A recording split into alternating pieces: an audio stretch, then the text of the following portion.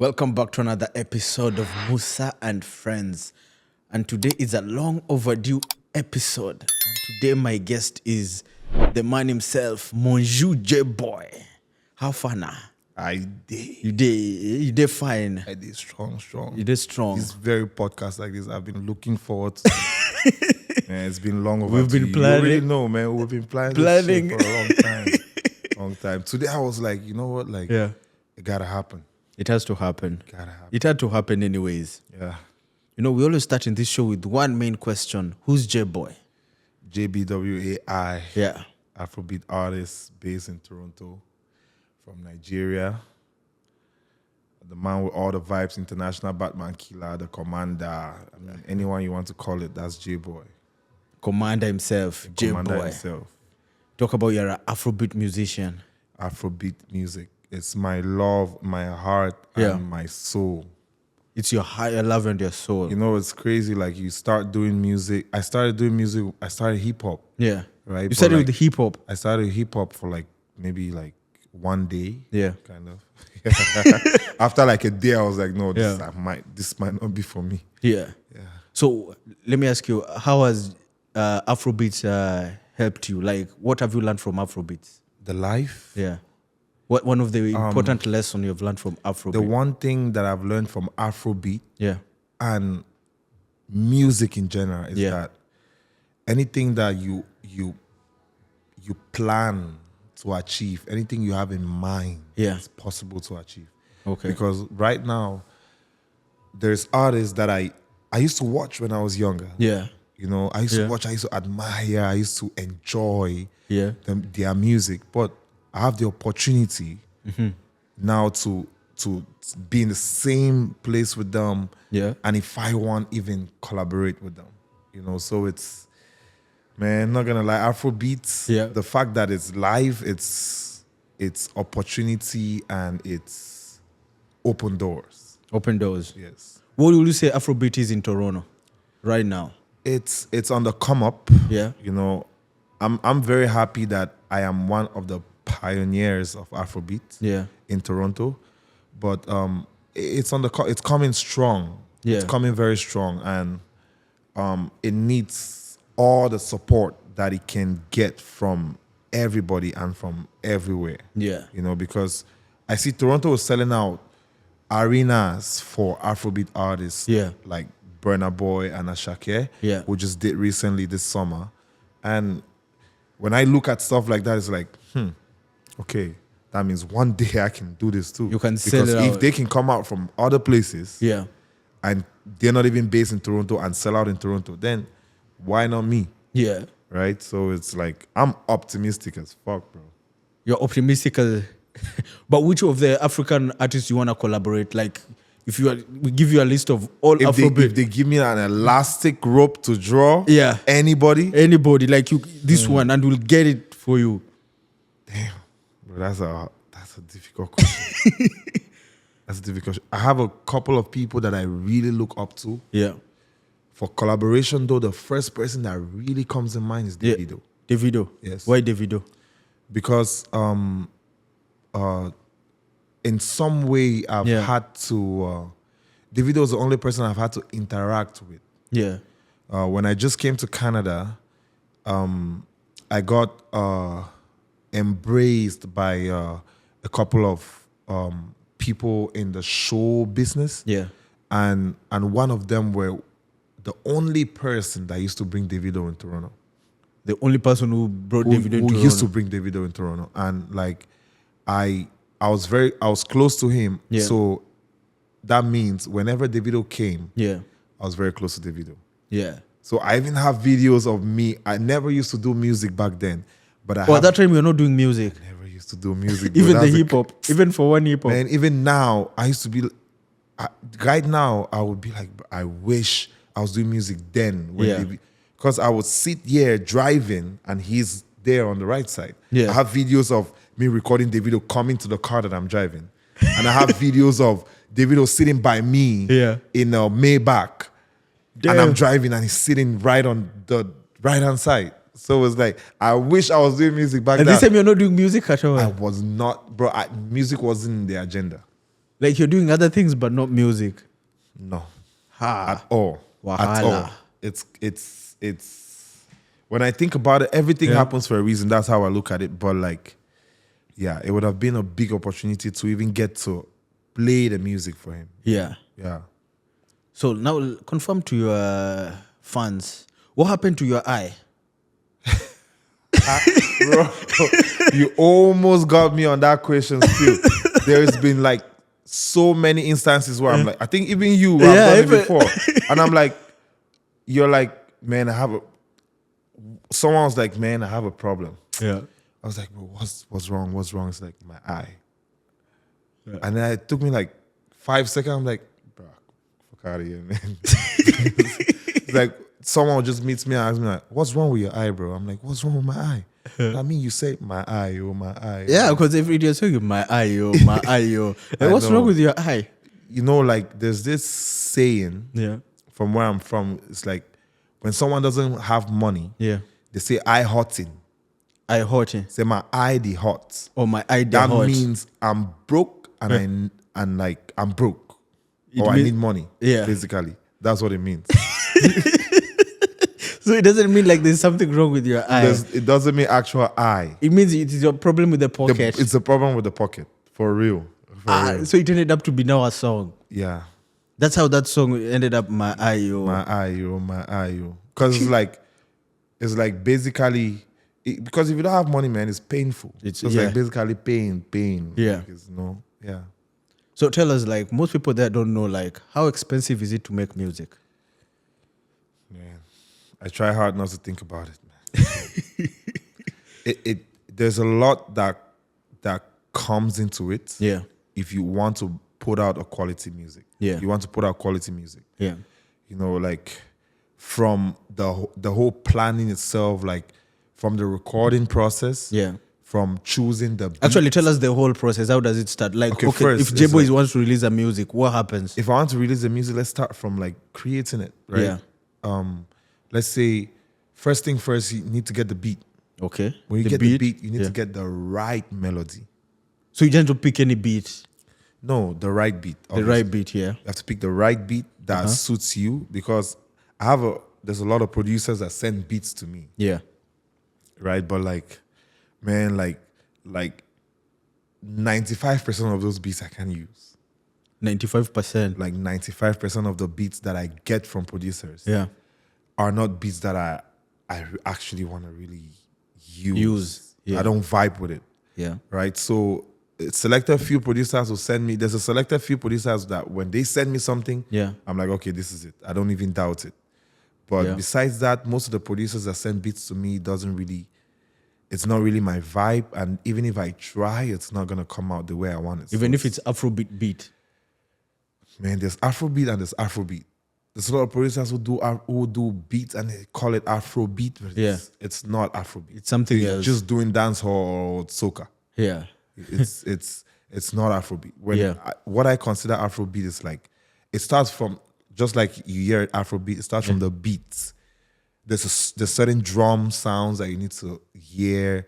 There's certain instruments that has to really pronounce itself in the beat for it to get that catchy Afrobeat vibe. So for you to get that title Afrobeat, there has to be a certain rhythm you have to Especially hear. the drums. The drums. Especially. So the drums is key.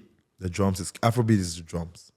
That's why the original Afrobeat, they call it talking drums. Talking drums. That's the original. What Fela used to do, Fela Kuti's, yeah. they call it talking drums.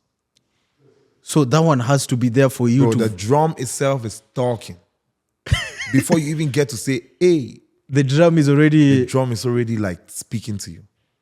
Like, how do you know? Which kind of drums is this? Is it... Man, I'm not really vested with instruments. Yeah. But like there's this Once you hear it, you'll know. yeah, there's this Yoruba drum that they hit. Yeah, I've seen it in like, yeah. Even normal drums Yeah. is still good, but like those ones are like, that's the real talking drums. But it's basically the drums. Yeah. So after Mix getting it up. the beat, now what next?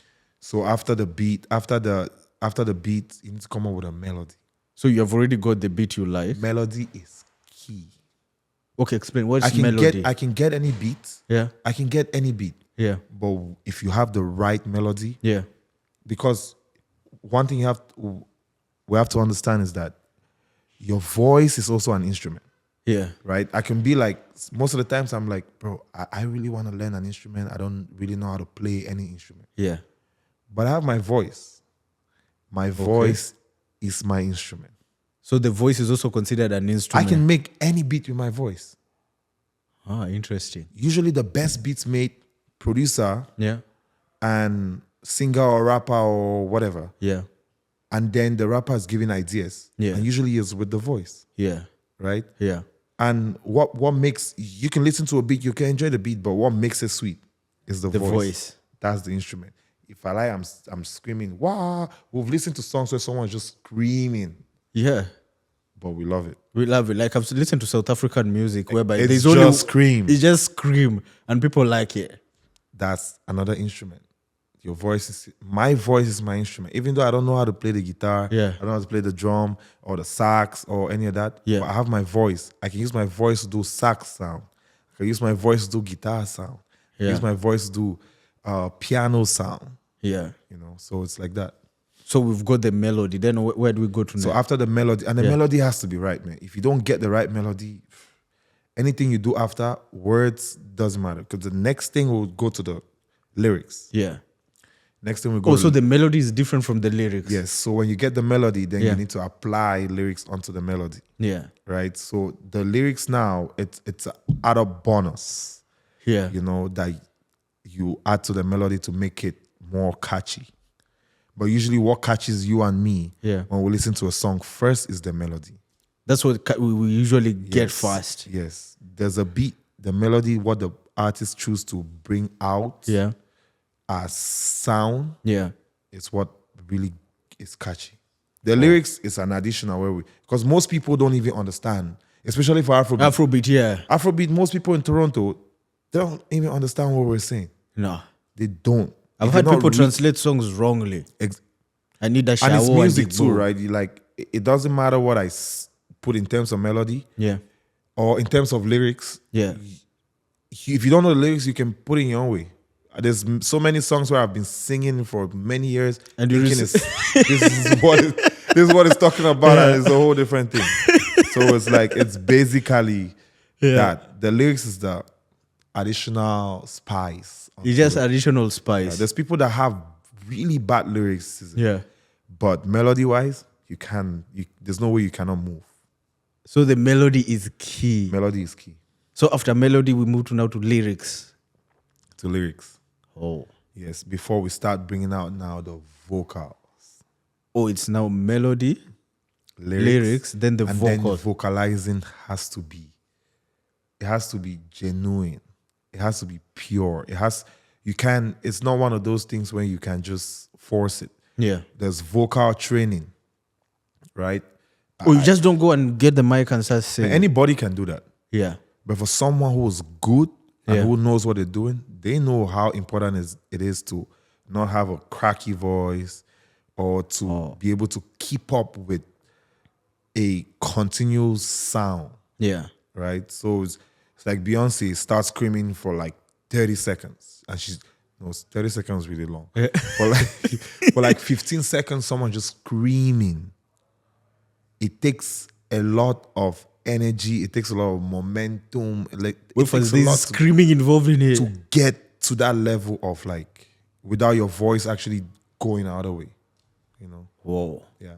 The process is really interesting. That's why I see a lot of people, anyone who's not into music, whenever they're in the studio and someone's recording, they're like so amazed because like they usually listen to the final product. Yeah. But they don't know what goes into The hustle that came with it for you. comes into the final product. By the time you get it on Spotify and listen to it. So when they get to see it, yeah. it's like, wow, this is crazy. You know? That's why it doesn't matter how an artist sound. Yeah. It is very important to respect every artist because it takes a lot to actually bring out a song that, especially with the artist that makes hits for people to. Let's forget about social media and how it makes people viral. Yeah. It's just the right sound. You know? It's just the right sound. And it takes a lot to actually bring out the right sound. Yeah. Imagine impacting millions and millions of people just with sound. Just sound alone. Just sound. It's not, I'm not standing speaking a political speech, speaking about how I'm going to build roads for someone, for a group of people, but just music. Just people vibing to it. Man, I mean, I'm not a big supporter of Donald Trump, for example, but we just recently saw Donald Trump in a rally. Yeah. He made a speech, and for the rest of the rally, for like 30 minutes after, he's playing music and just vibing. People are just vibing. People are just vibing. But that's how powerful music the power of music. Yeah. So after the lyrics, now what next? After the lyrics, okay, we're talking about not just production, the whole okay, so after lyrics, we have the recording. I mentioned the recording, getting the right getting your vocals right and everything. After you're done doing the whole music, you have to mix it. You have to mix it. So if you're not someone who's a mixing engineer, if you're not a music engineer, you need to look for somebody, pay them to mix the song for you. If that person is just a mixer, that means you have to find another person to master the song. When it comes to super professional recordings, it's barely one person doing those things. One person is gonna mix it. It's another person is gonna master it. So in one song, you can have like so many people involved in it. Do you know how much it takes to produce some songs? It takes people hundreds of thousands of dollars. That's why we are not even in the video. We are still on the audio alone. It takes some people hundreds, like up to $100,000 to produce, to complete one song. One, let's say 3-4 minute song. Yeah. Because the person you're meeting, the studio that you're recording, like, if you go to LA, you're meeting one studio and you're not renting that studio anything less than $15K. The person who's making the beats for you, if you're using someone like Dr. Dre, for example, how much do you think you're going to pay Dr. Dre to produce a song for you? Bro, thousands. Exactly. Up there. So, and then to master it. Another guy who's as big as Dr. Dre as well. And like, that's how high it can get. But as low as, let's say, $500. Yeah. You can get a complete song. Even lower than that, depending on quality, right? But quality is key, man. You're not gonna see any bad quality song out there going, except it goes viral through maybe content creating. Like some content creator picked it up somewhere and then it just blows. But besides that, quality has to be right. Yeah. For people to really enjoy it. Wow. Yeah. I didn't know music had like... It takes a lot, man. It takes a lot. For audio alone, you haven't even touched video yet. Not to even talk of video. Man, there's so many videos that I've had to refine because by the time, you show the video, but then you have to redo it. No, not even that. Like before I even do the video. Yeah. Right? So director sends you budget. Yeah. And then you have a concept in your head. Yeah. But the budget? The budget is not budgeting. It's like, just reduce whatever genius you are, reduce it. Yeah, because just the idea alone, man, it can cost a lot. It can cost a lot, especially to do video. Music video, it can cost a lot, the other time we were talking with it was that inside that, we were having this debate of you musicians, the way you carry people's girls on stage. It's called showbiz. It's called showbiz. Showbiz. So for you guys, you're okay to carry someone's girl up there? It's called entertainment. Whatever Omale was doing, whatever Ruga is doing, whatever Ruga is going He's about to do. Whatever Ruga is about to do next week. Yeah. That's why I'm single now. I'll be single after. Bro, you just saw one guy completely lost his girlfriend because of an artist. Yeah. And that's not one. That's the one we got to know about. Right? There's a lot going on. There's many. But a star is a star. Yeah. Someone who's a celebrity. Yeah. It's a celebrity. But how, let's say for you as an artist, right? Let's say you are married. How do you get your head into that space? Man, honestly, I'm not going to lie to you. When it comes to relationship, for the artist, it's hardest. Right? Yeah. Because it's like, first of all, you have to fight the temptation of being popular. You have to fight the temptation because, man, you can have the most beautiful lady in the entire world, but like there's someone who's more beautiful than them, and they might love you from your head to your toe, right? Yeah. And they're standing in front of you ready to do anything, even anything. So it's like there's that, but it has to take a lot of self-control and a lot of, and even the person that's with you, your partner has to trust you super.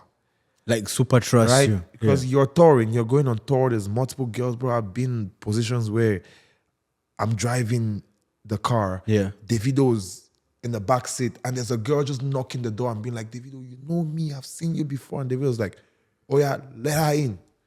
And it wouldn't even matter whether the girl's there with her boyfriend or not, she's just jumping in. And you leave the guy outside.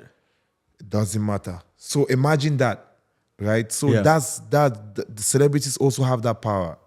They also have that degree of, of power to influence those type of things. So it's, for relationship for an artist is really easy. But it also takes a really understanding partner to understand that. It's showbiz, right? Because, I mean,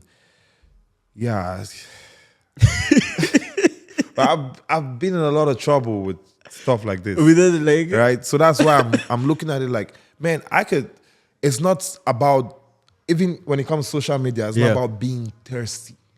Yeah. Right? But as entertainers, you have to understand that you benefit this person also benefits you in one way or the other. Yeah.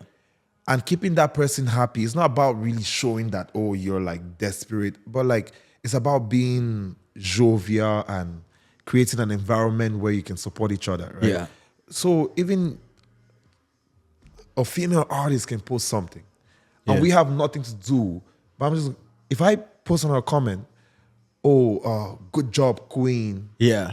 It's not about me really. She's not my queen. You're just supporting as a fellow artist. You understand? Yeah. It feels good for them. Yeah. Like, it feels good like to support that person too. So it's not about like, it doesn't have to have an intimate connection. Yeah. It's just about supporting. And if you're that clear-minded, and if you don't have a partner that actually understands that, it's going to be a problem. It's going to be a big problem. Big problem. Big problem. I've had so many problems with shit like that. So many. Talking of that, like the other day on this podcast, I was talking to one lady and we were talking about men who kneel while proposing. So let's even ask you, will you kneel while proposing? Oh man, I feel like it's tradition for that. It's tradition? It's tradition. What do you want to do? Stand while proposing? Yeah. It wouldn't feel special. It wouldn't feel special. I think kneeling while proposing,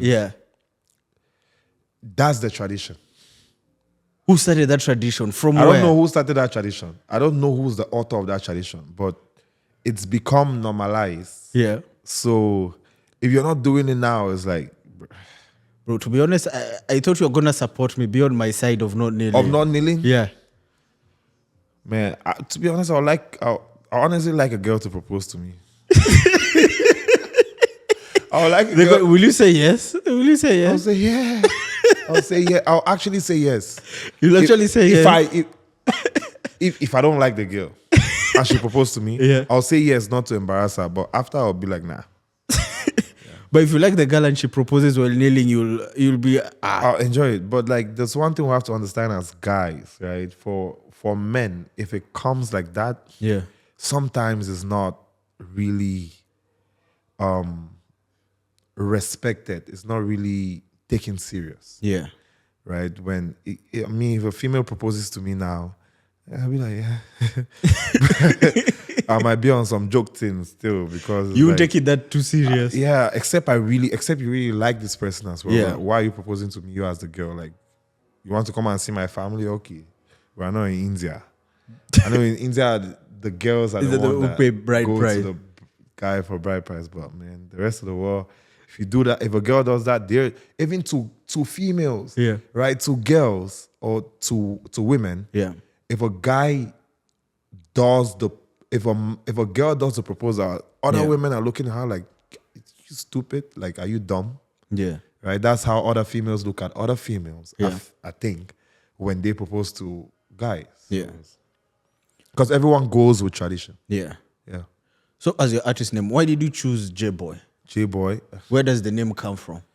The name Jbwai comes originally it's Junior. Yeah. Junior is not on my birth certificate, but when I was growing up, I used to have it, right? Because Yeah. my granddad named a lot of people. I grew up with my grandparents. Yeah. They named a lot of people, but out of those many named people, I was the only one who had all three names. So I was his junior. Yeah. But then I had to adopt my stepdad's name Yeah. for some reasons, and so that junior had to be taken out. But people that know me growing up, Yeah. the name is Junior. So when I started doing music, it was like, I'm not gonna be like Junior. It's like my artist name, Yeah. So I was like, let me make it a little bit stylish. Yeah. When I came to Canada, I started falling in love with the patois, the Jamaican part where, yeah. Yes. So I was like, you know what? They say boy. They say boy. They don't Boy. say boy. They say boy. Yeah, they say boy. So I was like, you know what? Yeah. My grandmom calls me Jbwai. Yeah. So let me just switch it a little bit and say Jbwai. Instead of Y, Yeah. O-W, Yeah. let me use W-A-I. Oh, that's so you how- twist it around, then I Jbwai. switch it a little bit so someone doesn't look at it like this man Yeah. is from Jamaica or Yeah. something. Yeah. So I've seen you perform in like doing live shows. How is it? What's the difference between doing a live show and being like in a recording studio? doing a live show. Yeah. Live show, I mean, there's different kinds of shows, right? Yeah. Like I could be mimicking. This is a live show like the one whereby I think we were at the studio with you, whereby you guys were just doing vocals and there was drummers. Oh, yeah. Okay, that's a live show. Yeah. That's a live show because some people don't know the difference, right? Yeah. Like there's mimicking where Yeah. my song is still playing in the back with my full-on vocals. Yeah. And then I'm like just Just singing along. Yeah. Right? But there's live music, which is what you're talking about, Yeah. which is like they're doing, like you have your original song, but someone comes, do the Yeah. beat in a different style, and then you're singing in a Singing whole to different it. way. Yeah. Right? So yeah, that's my best form of performance. That's your best form. My favorite form of performance is live music. Why? Recently, I find myself like shying away from performances that's not live. Yeah. It sounds more better. It's way more lively. I'm tired of listening to my own song 100 million times. So if I have the opportunity to play it in a different way, Yeah. I'll do it. Yeah, I bet I prefer it. Of all your songs, which one is your favorite? Of all my songs? Yeah. Well, that's a difficult question. I love all my songs. Yeah. Favorite song. The one, okay, let's say the one you have listened to it mostly, like I've listened to this one so many times. Man, it's hard to measure that. It's hard to measure that. It's hard to measure that because, like, it's hard to measure that. It's very hard. Calamity.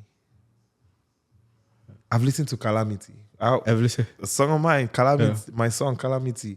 I listen to that a lot. Yeah. But also, right, before I release a song, it takes me a lot of like planning. Yeah.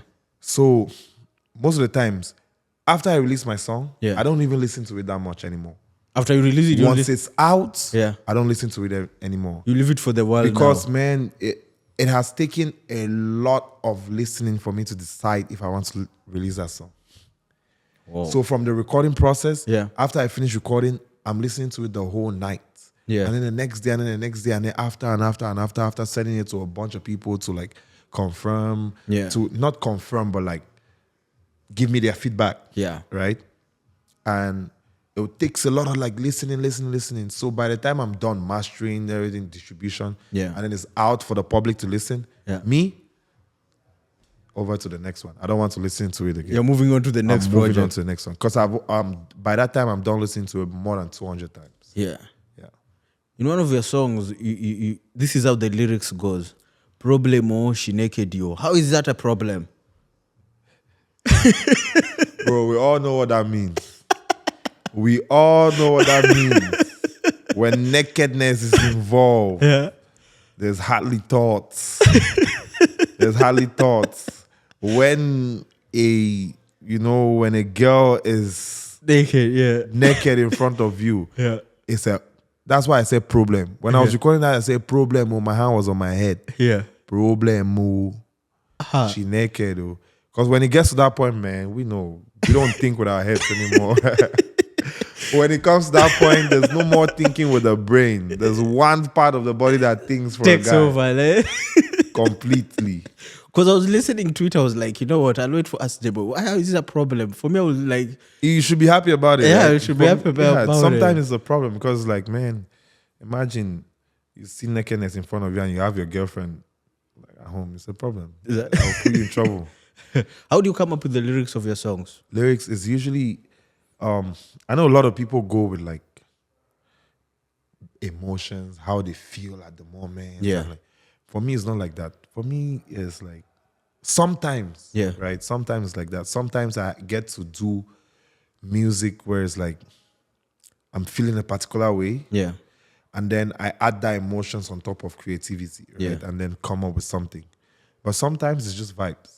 Just vibes. Yeah, especially when it comes to a lot of my songs that are danceable. Yeah.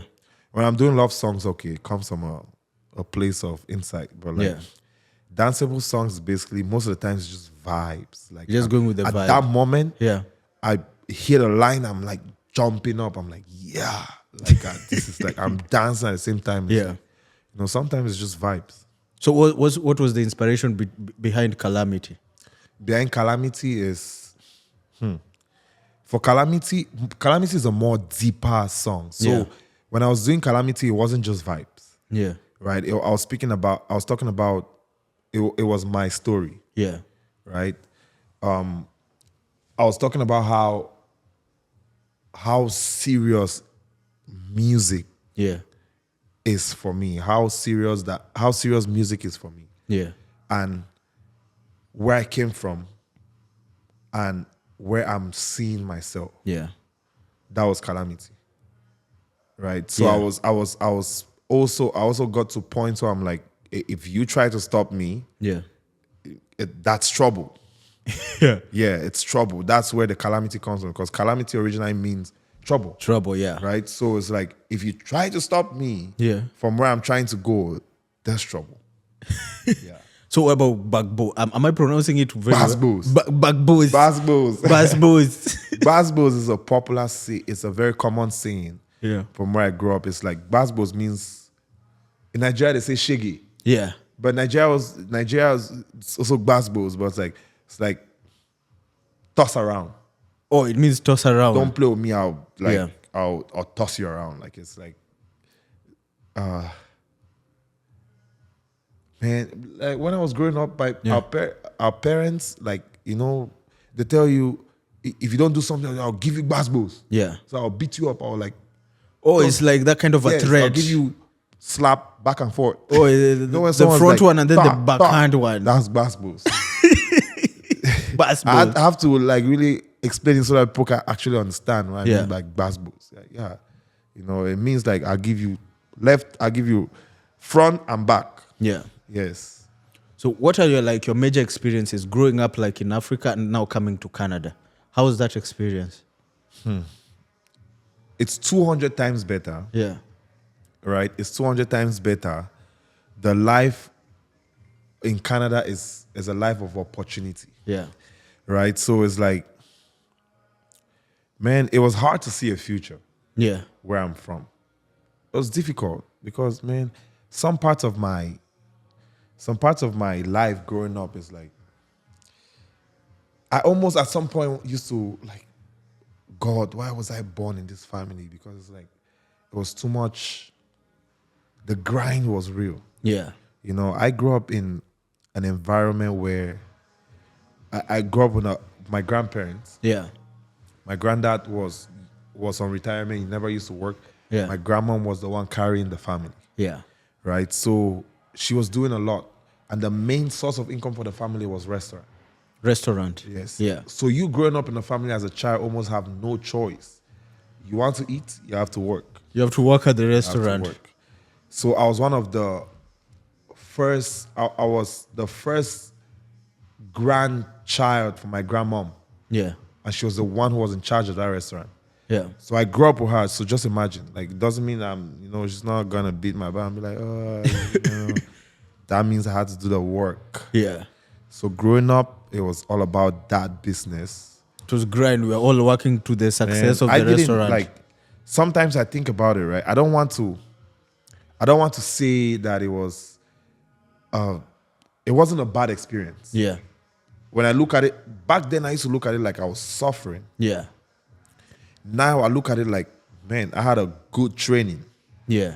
Right? Because I look at life now different ways. Like, someone just put me in, like, drop me in the middle of whatever, wherever you like. Yeah. I'm gonna survive. You will That's how I look at survive, it. yeah. But that was based on the training that I went through. Yeah.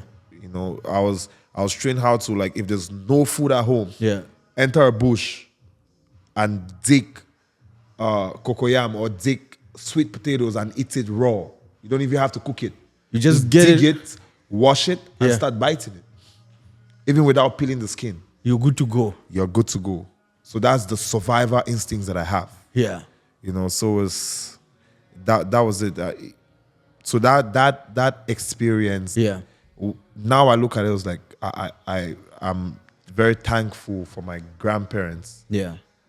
For putting me through that experience. And does it like translate into your music? That experience? A lot of it, the relentless, Yeah. relentlessness. No, we Africans. English came with sheep. My English is hard as fuck, man. But that relentlessness, yeah, I'm very relentless, and that's because of the reason. I don't see myself giving up for what I want. Yeah. It's not happening. But that's because of that. So there's no day we'll wake up Process. like Jbwai is no longer doing music. That will never happen. Brother, I'm already far gone. You're in too deep. I'm in too deep. Like, in too deep. There's no looking back. Anybody who tries to stop me now is like, they'll be in trouble. Yeah. They can't. I don't see myself stopping. Because music, there's no age for it. Right? Yeah. So I sometimes I look at it like, man, what if I started like earlier? Yeah. But I might not have taken it as serious if I think I was born with a talent. Yeah. I just didn't discover it yet. Yeah. But I feel like if I started it at a younger age, I Yeah. wouldn't have really taken it serious right now. Yeah. But because of a certain age, I already knew what grind really means. Yeah. So when I started doing music, I was all in. When I decided that this is what I wanted to do, You're already all in. I was all in. And I at was what putting point in everything. life was that? Like you're now like, you know That what? was like 20. It wasn't even long ago. 2018. 2018. Yes, I came to Canada in 2014, Yeah. and I started doing music in 2018. So in those 4 years, you're not like, not really So into that's music. not even, what was it like? 20. That's like 6 years. Yeah. Yeah, but like I would say, 2 of those years was just like trying to figure out. Like you're in a new country, like No, that, I mean, when I started doing music. do music, yeah. So 2 years was like, okay, was trying to figure out, okay, do I really want to do this? And Yeah. but after those 2 years, 2020, Yeah. that's when I really confirmed that this was for me. And that happened when I went on my first tour Yeah. in 2020. I was back home and I went for a media tour. Yeah. So I wanted to get myself known. And I Wait, did. first, when you just started music, that's when you did also your media tour too. Yeah, so when I started music 2 years after I went on my media tour. Yeah. And I was doing club media and club tour. So I was doing Yeah. club tour, and then I got to make connection with a couple of people, and then got into festivals as well. So Yeah. I got in one of the biggest festivals in Cameroon. Yeah. This was a big Festival. Cameroon is a French and English country. Yeah. Even though most people know Cameroon is an English country, but there's some huge part that's English. Even though most people know Cameroon is a French country, Yeah. there's a huge part of Cameroon that's English. So it's a mix of It's English Anglophone and French. Francophone. Right. Yeah. So I'm English, Yeah. but I did a festival on the French side. Wow. So the this French is side, yeah. totally French. I'm not French. I don't do French music. My music sounds so, it's super Afrobeat. Nigeria is not Afrobeat. Yeah. Cameroon is not Afrobeat. Cameroon is Makossa, Bikutsi. Yeah. They have their own type of music, especially in this French region. But I stepped on stage. Before I went on stage, I was an artist. Yeah. I was getting booed off stage. Like being booed, get out. There was this girl who was getting booed off stage. Me, I got in. Yeah. I had been touring, so my voice was bad. I was kind of sick. I had a cold. Yeah. But before I went on stage, I was because usually before I go on stage, I talk to God. Yeah. In myself, I can be looking at you, but I'm like speaking inside my heart. Yeah. So I was like, God, this, I need to do this. Like, I know I'm feeling sick, but like, give me the strength and stuff like that. Yeah. My mom was there. My sisters were there as well. My manager was there. I got on stage, started performing. Yeah. First song, people started engaging. Second song, before I know, Yeah. people were struggling to climb the stage to get to me. Like struggling to get. Bro, when you talk about God's grace on that day, I saw it live. Yeah, like people were fighting. Bam, I still have the video. It's like people were struggling to climb the stage. Yeah. Security was pushing people down so they don't climb the stage. Like the stage, there's gate and then there's people. So people jump gate trying to climb on stage. Security was pushing people down. I had dancers and everything. And then was going. And this is your first time like performing in Cameroon? I was supposed to perform for 10 minutes. 10 minutes? I ended up performing for about 1 hour. Because the MC, the DJ, none of them didn't want me to go down. The MC was like, do you want him to go? People were like, no. No, he stays. You want him to stay? They're like, yeah. Okay. It got to a point I took off my shirt.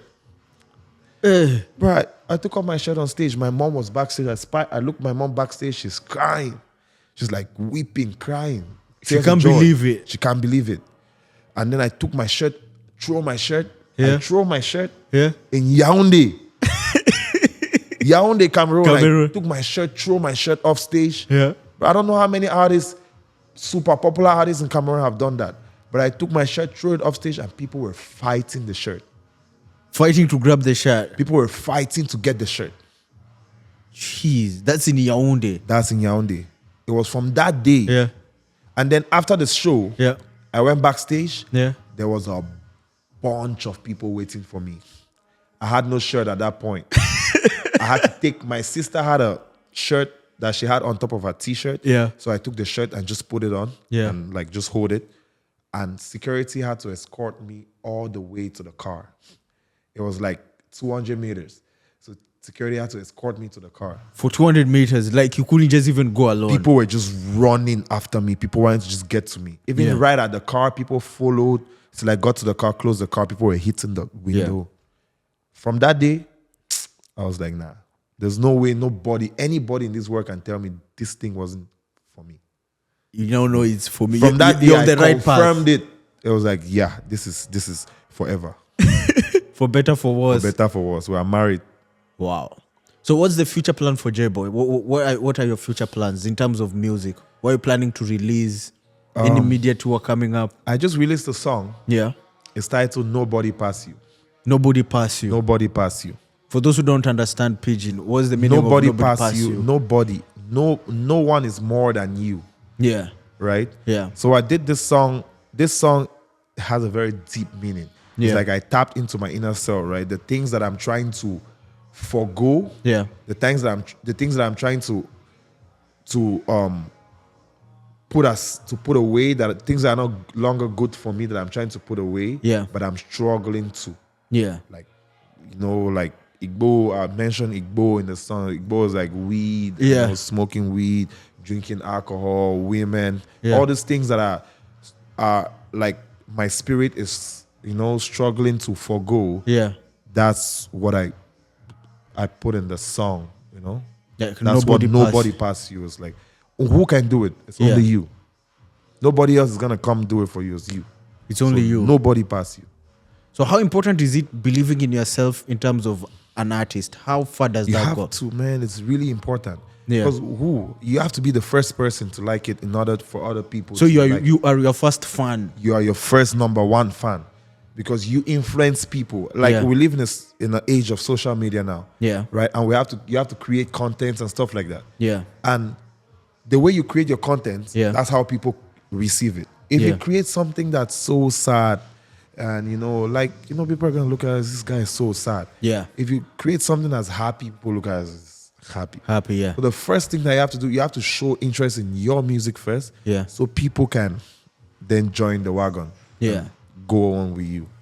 You have to be your first supporter. Yeah. That's why I tell you, before I release a song, I've listened to it 100 times. 100 times if I didn't already. if I didn't like the song, I wouldn't listen to it Yeah. more than 100 times. Yeah. If there's one thing you can change about Afrobeats in Toronto, what was that thing you'll change? Collaboration.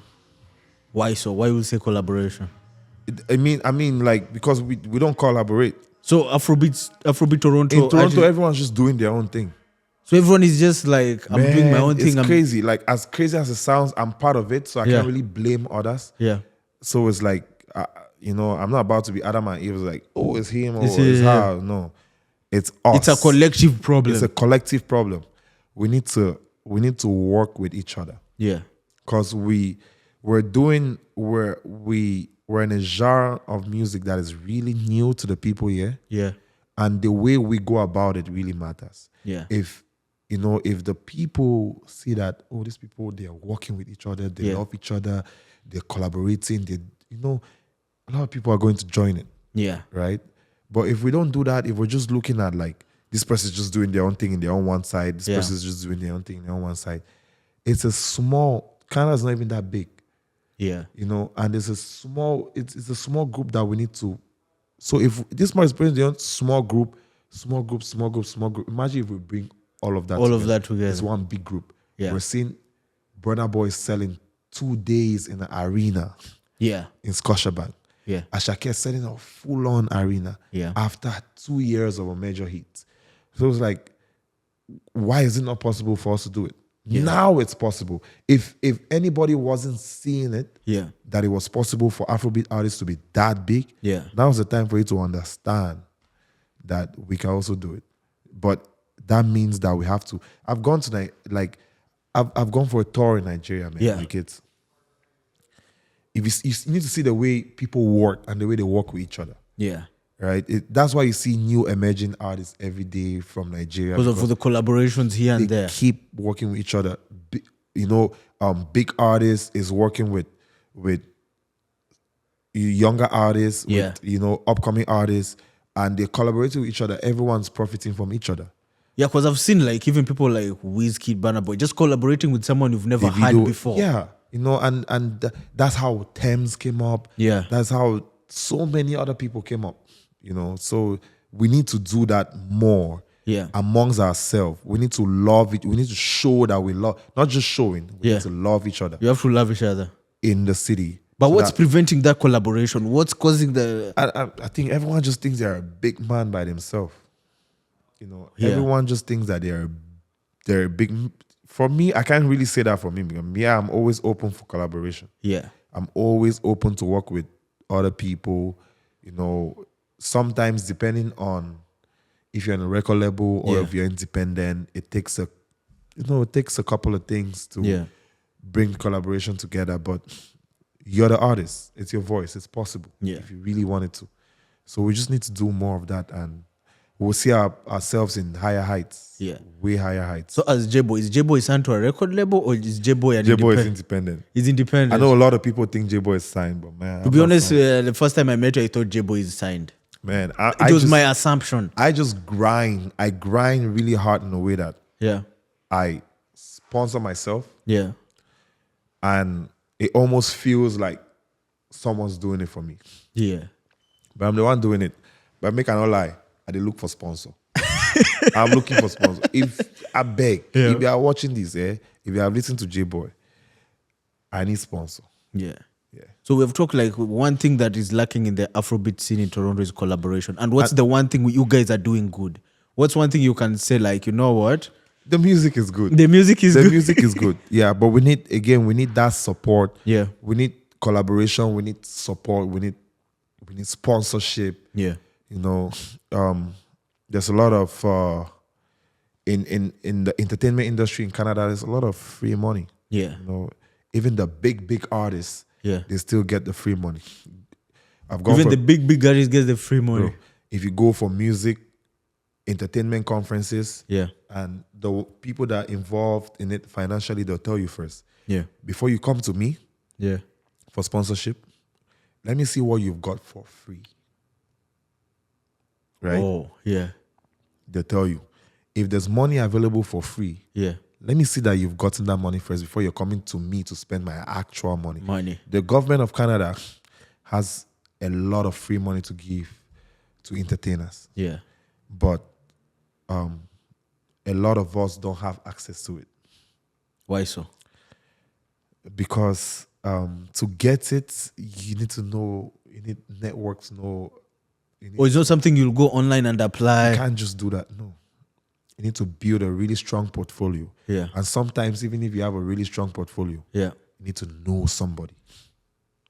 Right? There has to be connections here and there.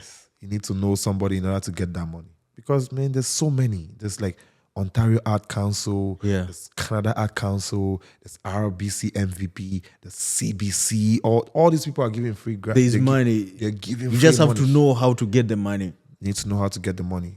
You know, there's people who apply for these grants for you to get it. Even when they apply for you, it's not free. Yeah. You need to get a percentage out of it. Yeah. And even meeting those people is not easy. So I usually tell artists, and I encourage myself as much as possible to attend a lot of music conferences. Yeah. Because this is where you meet those people. They're not the kind of people that have 10,000, 20,000, 30,000, 100,000 followers on Instagram or Facebook. Right? They just look like regular Some people. of them can have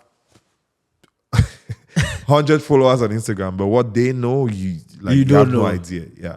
They have keys to that open very heavy doors. And where you meet those people is music conference, entertainment, music conferences. That's where you meet those kind of people. Yeah. Publishers, people that can help you with grants, and the people that actually do the music, like singers, producers. You don't meet them there. Yeah. We're talking about the administrative part of music. Now the administrative part. Which that's the most important part, man. Like, explain that. Okay, so there's music right now. Yeah, What's the administrative part of I can music? be doing the whole singing, rapping. You can be the best singer and rapper in the whole world. Yeah. But there's a back end. There's people that work in the back. Yeah. Right? They have to do the publishing. Yeah. If you're not doing sync music. Sync music is like you putting your music in like advertisements and like TVs and stuff like that. Right? That's sync music. So those are all back. Those things, if you haven't really learned about those part of music, that part of music, you will not know. Right? And that part of music has more money than you getting money from Spotify, Apple Music, and stuff like that. That side has more money than... Way more money, bro. Way more money. So is this the management side, or that's different from managing? That's the management. That's the management part. If you don't have a manager, and you manage yourself, that means you have to learn those things. Some artists who are signed to record labels, they don't really have to bother about knowing those things. But which is important to know, because the record label could really fuck you up, right? Yeah. But like, those things are the things that you need to know. Because if you don't know them, you could be losing a lot of money. I know I've sat down in front of publishers and they're showing me a lot of money that established artists are losing. But just because they didn't know that they can tap into those things to get their money. Yeah. Right? Because publishing is the paperwork for music. Yeah. Right? So I record the music, everything's ready to go. Yeah. And I have to register that music with somebody. Yeah. So that wherever you have to understand. You have to register the music. You have to register the music. Yeah. One thing you have to understand, that wherever and whenever your music is being played, someone is getting paid. Anywhere, bro. Radio, DJ, TV, anywhere. Someone is cashing in. Someone's cashing in. And after a couple of years, if you don't claim that money, it enters a black book. So record labels, they get to distribute that money amongst themselves. Without you there. Without you being involved. So the artist gets zero, but the music has been playing everywhere. So you don't even know about it. So you didn't even know you're getting zero. So how do you, let's say your song is playing in China. How do you know your song has been played there? That's through publishing. Because there's a tracking system. Yeah. There's a radio tracking system. There's even a club tracking, DJ tracking system. So if I download MP3 from, it's being tracked. All those things is being tracked. But you need to register your music in the right place Yeah. in order for those money to come in. It's not just about Spotify, Apple Music, and all of that. No, it's way beyond that. Way, way beyond that. As a matter of fact, Yeah. that's a least form of Income. income. Spotify, YouTube That's is the least. That's the least. That's the least. So if I have music and it's playing wherever, I'm supposed to be cashing in somehow, somewhere. So Yep. if I'm not cashing in, then there's a problem with my publishing. Yes, publishing. You probably most artists don't even have it. It's not about going to a music platform, distribute your music, and that platform is collecting streaming royalties for you. Yeah. Right. It's not about streaming royalties. Streaming royalties is that's small thing. They just collect that.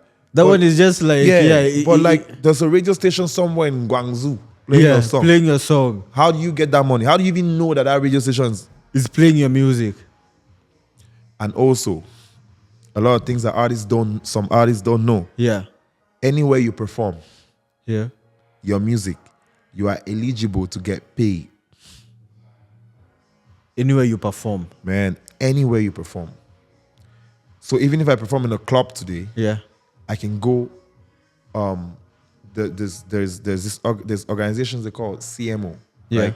Collective Management Organization. Yeah. Right?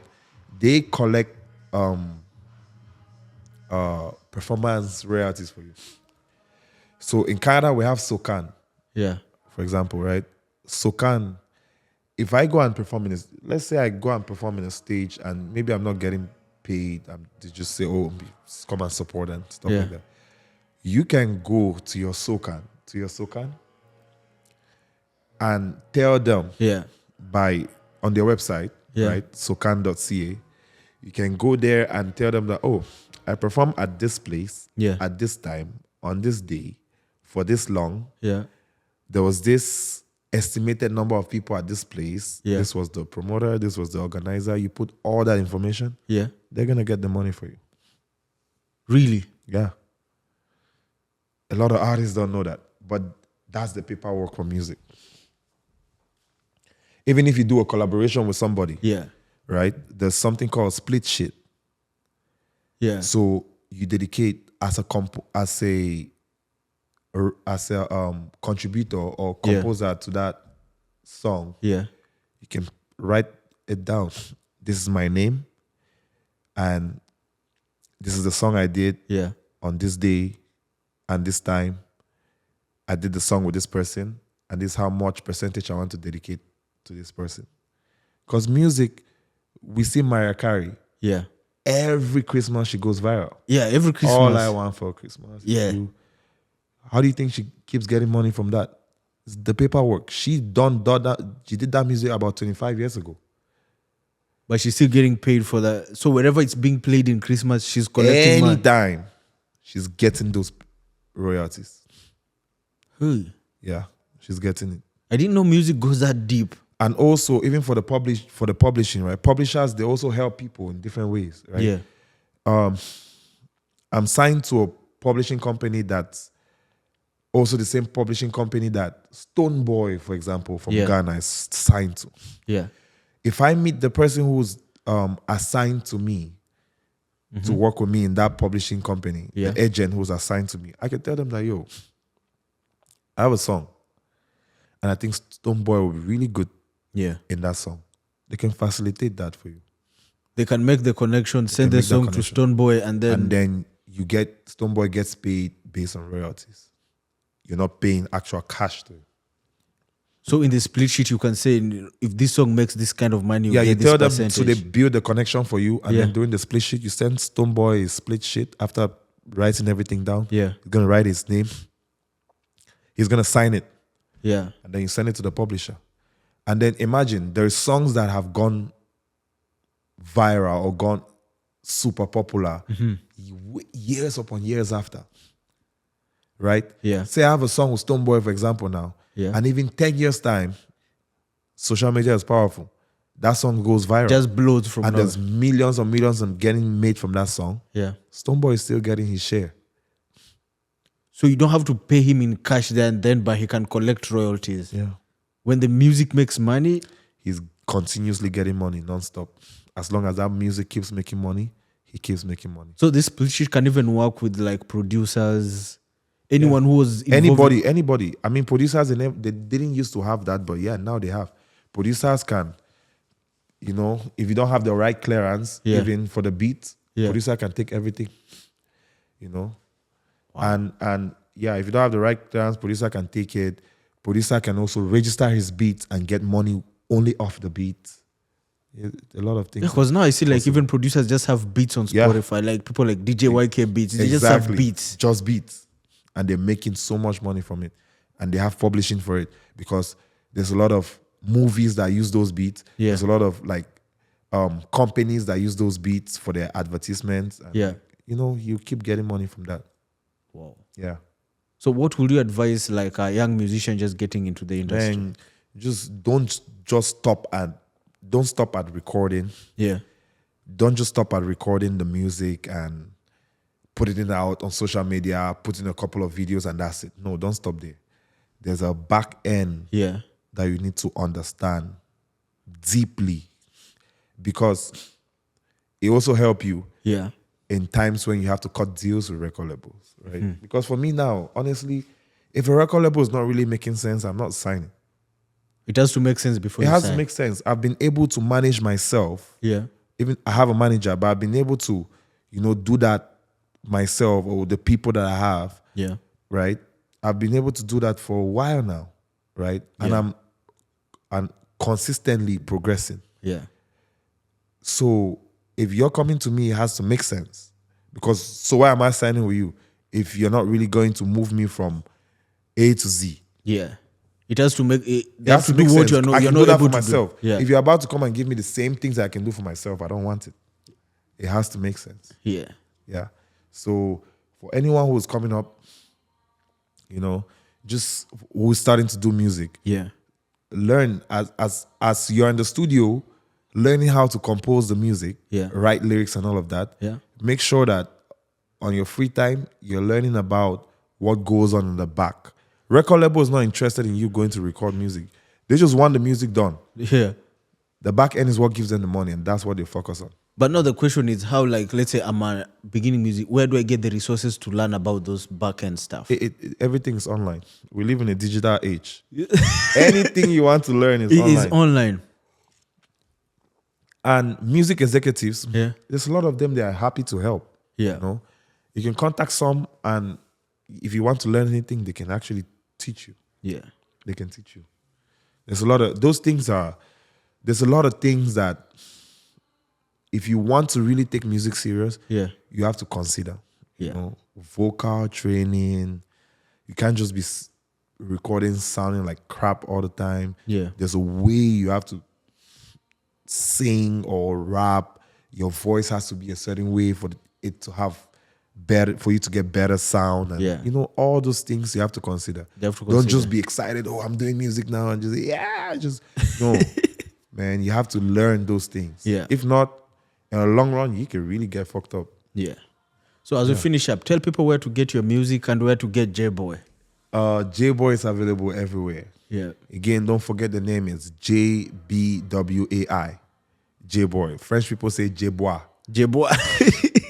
French people say Jbwai. Jbwai. Jbwai. Jbwai is the right pronunciation. And you can find me on Instagram, the same name, Jbwai. Facebook, same name. As a matter of fact, if you see anybody with Jbwai and it's not me, please tell me, because they're doing that's some copyright. That's some, copyright issues. That person is going to get.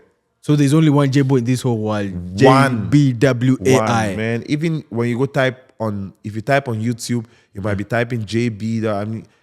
It might, some next, thing might come. No, but the Jbwai is me. It's only you. Nobody, don't get it. Don't do, please. Yeah. Give the last words to your fans. Yeah. So for anyone who's watching this episode today, first thing first, I want you to keep watching. This podcast is really important, and if you've been following, the work that's been put in this so far. So keep watching this, and follow Jbwai. I have a lot in store for everybody. And yeah, I'm always there to support everyone in the music and out beyond the music. And yeah, just stay in touch. Again, Instagram is where I'm most connected to. I'm most active. So don't forget Jbwai. Follow me and keep listening to the music. All right. Jbwai, thank you for gracing us with your presence. Thank you very much. Thank you very much. Bonjour, GM Jbwai. squared, GM squared for life. No, it's Musa and Friends. Musa, this guys, my bad. The name had switched. This is Musa and Friends. Yeah, Musa and Friends. Musa and Friends. Yeah. For life. Exactly. Yes. All right. Thank you. Keep Peace. watching. That's been your boy Jbwai. This is Moses. Thank you for watching Musa and Friends, and we out. Peace.